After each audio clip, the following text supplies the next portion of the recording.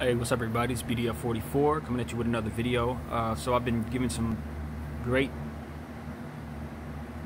thought to the topic that I'm about to speak about. I didn't want to hop on here and just say things because this is a very important situation. So the NFL has come to an agreement with Roc-Nation, a partnership, so to speak, where they're going to try to address some issues that have been brought to their attention based on the extreme backlash and boycotting that they've received based on how they've handled Colin Kaepernick and their response to what Colin Kaepernick has kneeled for. Basically, I have not seen the entire interview. I don't think it's even been released, but there was an interview on NFL Network where Roger Goodell, Charlamagne the God, Jay-Z, and a room full of people sat down, and they were going to discuss the partnership. And Jay-Z was asked a question by Charlamagne the God about whether or not, you know, more or less, and I'm paraphrasing, but more or less what I gathered from what he was asking was, did Jay-Z have plans of bringing Colin Kaepernick in on the fight? And if not, why not? And something of that nature. And basically Jigga was saying, you know, this is not about Colin Kaepernick getting a job. It never was about Colin Kaepernick getting a job. It was about the injustices that Colin Kaepernick observed and decided to kneel for it and to protest. And that, you know, more or less now we need to move forward in receiving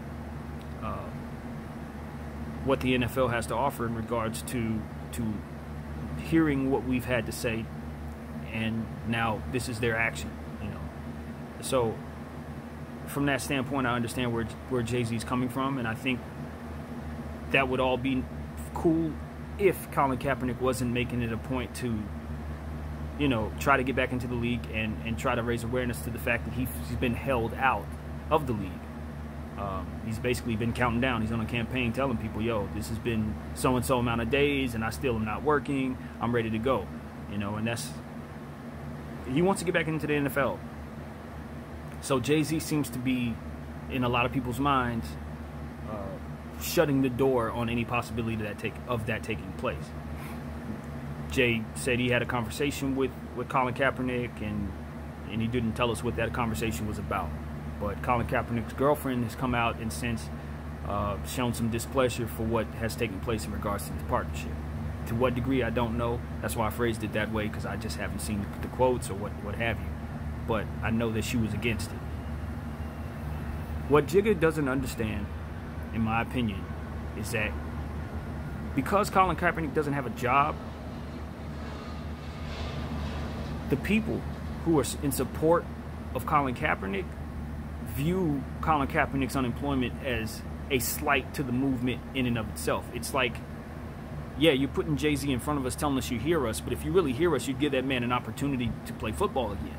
You wouldn't continue to blackball him, and you wouldn't continue to vilify him as if he's done something that we don't believe is wrong. And you're yielding to the minds and support of people who are against the movement and telling us that you're with us, or at least willing to listen to us in that same breath. And Jay, why are you standing in the middle of that? It's like you're crossing picket lines. So I think it's like a slap in the face is what the people are telling Jigga. And what he's saying is, well, I mean, we got to meet them halfway, you know. The NFL is in existence, and they're reaching out. The only way we're going to be able to get them to change their ways is if we listen to them. And I get that part. I swear to you guys, I get that. I get that more than it appears that a lot of people do. But my opinion is going to go like this. I don't know what Colin Kaepernick's real motivation was behind the beginning of what he started. From my point of view, I appreciated what he stood for regardless of what his motivation was, because it shed some light on some things that needed to be looked at and to be paid attention to as it pertains to my community, the black community. So that mattered to me. And we were in a time where that was important, needed, and there wasn't really a singular person for us to point to and say that person is who represents this movement. And we've always had that when we've had movements in the past. So it was important for us to have a figurehead or someone to point toward and say, yo, that's our symbol of what it is we're trying to accomplish here. So he did that. He provided that for us, and he raised awareness, and it was very, very important on our end. I think the NFL understands that it has a national fan base. It doesn't really venture outside of the country like the NBA does, or like soccer does, or like even boxing does, and things like that. They're rendered to this land, and they have to cater to this land.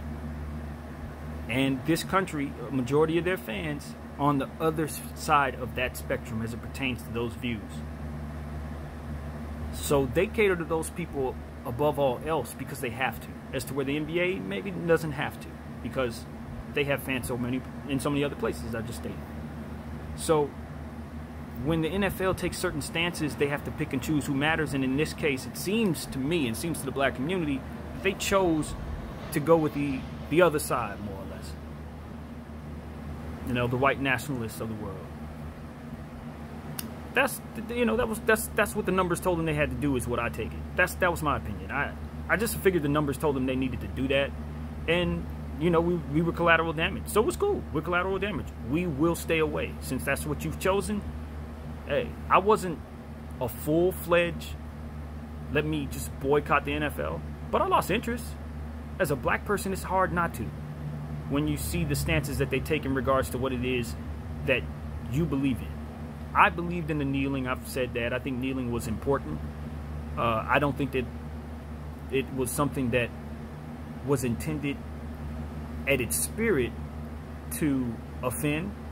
I don't know what everyone's individual motivation is for what it is that they do. They may say they kneel for certain reasons, maybe kneel for others. I don't know what was said to certain people to make them feel a certain way, but a lot of people felt like they were offended and were disrespected by the kneeling. I understand that as somebody who's been offended by certain things and have been told that those same intentions were not to offend. I can get where the disconnect can be on both sides. I get that. No one wants to feel disrespected. But it seemed to me that the disrespect only went as far as it pertained to people not behaving the way others wanted them to behave. It was as if the idea that what they were kneeling was about and what they said they were kneeling about wasn't true. It was as if you just removed the truth from the motivation behind the kneeling altogether and just inserted their own meaning behind it. Even when it was told that meaning was not that, they still ran with it. And there was a lot of that energy going toward people who were kneeling, and I think that's what most African Americans took the most offense to, besides the actual injustices themselves, which were people in situations where they were unarmed, getting murdered just because, circumstances made it so that cops feared for their lives. And it was not a pretty sight for anybody to have to witness some of the things that we saw on camera. And these instances, along with several others, were reasons that made it so that people felt it was necessary to kneel, and that it was necessary to protest, that it was necessary to make a statement about where this country is and how it doesn't seem to be standing for the things that it once stood for, or that it claimed to stand for at one time. I think the national anthem is something that I've grown up on. I understood it to be important. I stood for it as a kid, right hand over the heart, all that good stuff. Programmed, where I grew up, I was programmed to respect it. As I got older, I started to learn certain things, but it didn't take away my respect for the flag or anything like that, just because I'm just not that strong on that idea. You know what I mean? It's like, okay, I'm an American. I love my city. I love my country. So cool. I'm cool with the flag, all that. But as it pertains to this particular situation, watching people pervert the idea of what kneeling stood for, it made me feel ashamed. And then furthermore, watching some of the things that have taken place just over the last 5 years has further made me feel ashamed. It's not that I don't love my country or respect the flag. It's just that I understand that there are a lot of things going on in this country that me being my best self and just speaking out on isn't going to fix. There are things out completely outside of my control, obviously as a singular human being, that my country is going to continue to represent. And all I can do is sit here and either be silent or do something about it. So as an American, I feel like I want to do something. I want to say something, and kneeling or protesting or not viewing the flag the same way or not viewing this country the same way is my way of understanding that. That understanding is very, very prevalent in my heart at this point. And we need to make some changes. We can't continue to pretend we're one way and behave another as a country. So for that, I stood with Colin Kaepernick, and I understood why he knelt and why he took that path. However, I didn't know if he was truly as he seemed. I knew that he was struggling at the time, you know, during that whole process as he was beginning that. He was struggling on the football field. He wasn't playing his best football, and he was almost out of the league. And a part of me was wondering if he was doing this as a means of trying to exalt himself. But then I realized that what he was taking back was not beneficial to him. So even if he did come in with the mindset of, I'm gonna hop on this movement and you know, just kind of get the support of people so that they'll continue to put me in football, if that was his intention, it turned into something else once he became a symbol of hope. And I think Colin Kaepernick learned a lot throughout this experience. No matter what his intentions was from the beginning, it's just taken him on a journey that he never would have imagined. And I think that would change anyone. That's what I think of Colin Kaepernick. So while I don't know what his intentions was, and I was skeptical about his intentions at the beginning of this thing, I'm not going to even pretend like I wasn't. By now, I realize that the journey has taken him so far, and that the blackballing has been so obvious that this was not what he intended. He didn't see this happening. Whatever he was thinking, he didn't see this coming. And I just wonder where his heart is at this point. You know what I mean? He's trying to get back in football. I don't know that he should be trying to get back in football. I think that the tea leaves for his life and the way I see his life going, he could be doing much greater things than playing in a league that doesn't love him. In a game that's probably just going to destroy his body and make it so he could barely walk at 70 years old if he's alive to be there. I don't know why people fight so hard to be in the NFL, knowing what it can do to your body, knowing what the CTE thing, knowing how they view the players. I've said it before. I'm sending my kid to the NBA, sending my kid to MLB, sending my kid to soccer. Football's out. Like, they don't even pay enough is the way I look at it. And I understand people love the sport. I got friends that are passionate about the sport. So if it's your dream, you don't want that dream snatched away. And I think that's the importance of Jay-Z's partnership as it pertains to the black community. There are a lot of people in our community that just love the game and want to play the game because it's just what it is that they want to do. If the NFL has no communication with the black community, those who love the game will never experience that. They will never get the experience that some of those who came before them that got. Now, as a fan on the outside, somebody who's watching on the outside, a fan of athletes that is, I don't want to see anybody in a situation where their bodies are being torn down, and as I said, CTE and all that stuff is a real concern. But at the same time, I don't assume to make decisions for others. No different than I support my brother going to the military. Doesn't necessarily mean that I want his body to be at risk in these circumstances in any way, shape, or form, and certainly this is a more extreme case. But it's along the same lines in terms of how I look at it. It's like, if you want to do it, I want it for you. I may not agree with what it is as it pertains to myself, and I certainly want more for you in terms of your health, but if this is your dream, you live one time, I want you to have that opportunity. So that's how I feel about NFL hopefuls. The NFL shouldn't be dissolved based on the fact that we can't seem to get along, or that the Shield is in a place where it seems to be standing for things that maybe the black community just can't stand with. It means that the Shield needs to come around. It means that we need to come together, and I think that Jay-Z represents the right things in that regard. But we have to ask ourselves, as a community, and as athletes, those who are athletes who want to be in the NFL, how bad do you really want this? Because they are in a space where they are telling you that your life doesn't matter. So if your life doesn't matter, that means you have to ask, are they going to pay you right? Are they going to care for you going forward? Is this Jay-Z crap really a genuine thing, or are they just blowing smoke at us? It makes you wonder, if they're going to blackball Kaepernick and he stood for things that we believe in, why in the world should we believe that Jay-Z is anything other than a voice spewing out what it is that you think we want to hear, while you continue to do the same things over and over again? And that is what we're hoping Jay understands. That very thing. That we don't trust that Jay-Z is speaking to us. We think that the NFL is speaking to us through Jay-Z, while still continuing to hold Kaepernick and anybody else who would be in the mindset of trying to do anything that would buck their system. It would warn them away. It would keep them from ever trying that again. That's what blackballing is supposed to do. It's to make an example of, so that others would not try. And what we're saying is what Kaepernick did should be applauded, let alone attempted if necessary. Again. So that whole, tying you behind your back, trying to keep you at bay, trying to keep you in a behavioral, subdued behavioral state. That's what that feels like they're trying to do to the black community and the black athlete. They're trying to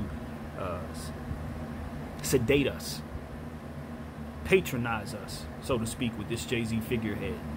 Because they know that we love Jay-Z, and Jay-Z has apparently done no wrong. What they don't know is we understand Jay-Z. It's a businessman. Comes from humble beginnings where he had to scrape his way out. He had to do some things. So we know that he may be capable of crossing some moral lines. We would like to think that he wouldn't, but we know what time it is. You see what I'm saying? That's what the NFL needs to understand about the black community. That we view each one another with a certain level of prevalence and hopefulness. But we also know if a brother crosses a line, he's willing to cross another possible. We can't close our eyes to that. We're just not going to do that as a community. And I've heard that being mentioned a lot in regards to the conflict, and Jay knows that. I'm sure he's aware of that. Some of his demons are going to be brought up when he does stuff we don't like. In situations where he does things we will like, we won't bring those demons up. May be fair, may not be fair. I'm sure he's aware of that. My opinion about Jay in this situation is why I just wish he wouldn't put himself in this situation. I think his close friends probably told him the same thing. Most of the people who really care about him have probably told him the same thing. This is not a fight you want to stand in between. I understand you may think you're doing the right thing. You may think you can get a lot of money after this, off of this. But this is affecting how we view you. This is Michael Jordan in a Wizards jersey, bro. Maybe even worse. Maybe even Mike is a GM of the Bobcats. That kind of thing. Like, this isn't good. This is not good. Even if your intentions are good, you're further showing us how detached you are from us at this point. That's what this is. Because if you understood us like we've known you to understand us as a people, then you would know that standing against Colin Kaepernick is basically siding with the issues that he's protesting against. Him not having a job is symbolic of what they're trying to do to black athletes, which is subdue them, keep them at bay. And if they buck the system, it's a problem. And you're standing in the way of that. That's not a good thing, brother. That's not a good thing. I know you make good moves. You can make great money moves, billion-dollar moves. This could probably make you hundreds of millions of dollars in the long run. But you're on the wrong side of history today, Mr. Carter. That's the reality of it. Even if you mean well, I don't think you don't mean well. To be honest, I think you think that this is going to work. I think you believe that these people, Roger Goodell and them, have their interests aligned with what it is you're trying to do. They're trying to desperately fix their black issue. But the problem is what I understand is that they believe they don't need us. I believe that they knew they had a certain length of time to act like they didn't care about us, and then they were going to try to rope us in later on. Today is later on. You are that rope. Not buying. And you should have known we wouldn't buy. You shouldn't have been so exalted in yourself that you would think that you could stand in between that situation and we would follow you. That's that ego stuff, man. That's not paying attention to what's actually going on. That's believing in yourself. And a lot of times when people believe in themselves too much, they make decisions like this that are detached from the world around you. That's what this feels like. I'm just being honest, and I know that's not something a lot of people are gonna want to hear. Jay-Z fans, I'm a Jay-Z fan. You listen to my playlist, you're gonna hear Jay-Z up and down that stuff. I'm not canceling Jay, but I do understand that he's a little detached from his people at this point, and I think he would be very disappointed to have found that out back in the Hard Knock Life days. I think he would be very disappointed to see how far away he is right now. That's the reality of it. That's all. That pretty much completes my entire opinion. I think I've said enough about everything. 20-minute video, probably the longest I've ever done. NFL, you got a problem on your hands with the black community. It's not going to go away by throwing one of our favorite people in our faces and letting him speak your words, giving him a script. No.